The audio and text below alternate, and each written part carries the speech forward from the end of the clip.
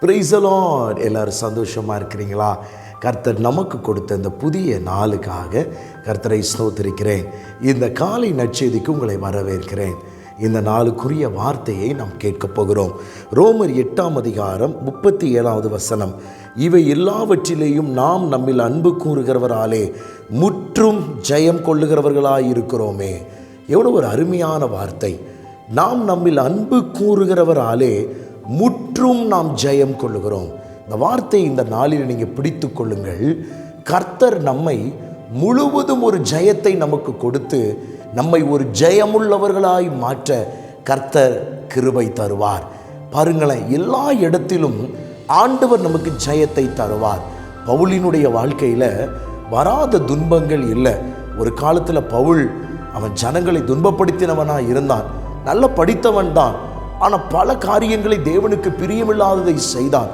ஆனால் எப்போ இயேசுவை ஏற்றுக்கொண்டு அவருக்காய் அவன் வாழ துவங்கினானோ, ஒருபுறம் கர்த்தர் அவனை பயன்படுத்தினார். ஆனால் ஒருபுறம் பலவிதமான பாடுகள், உபத்திரவங்கள், பல சூழ்நிலைகள் வந்தது. ஆனாலும் அந்த சூழ்நிலைகளின் மத்தியிலே அவன் சொன்ன ஒரு வார்த்தை என்ன தெரியுமா? எந்த சூழ்நிலை ஆனாலும் நாம் நம்மில் அன்பு கூறுகிறவராலே. இந்த வார்த்தையினுடைய அர்த்தம், நான் கர்த்தர் மேலே வைத்திருக்கிற அந்த அன்பின் நிமித்தமாய் முற்றிலும் நாம் ஜெயம் கொள்ளுகிறோம். இந்த நாளில் உங்களுக்கு ஒன்று சொல்கிறேன். நீங்கள் ஒன்றோ ரெண்டோ காரியத்தில் அல்ல, எல்லாவற்றிலும் ஒரு ஜெயத்தை எடுக்க கர்த்தர் உங்களுக்கு பலன் தருவார்.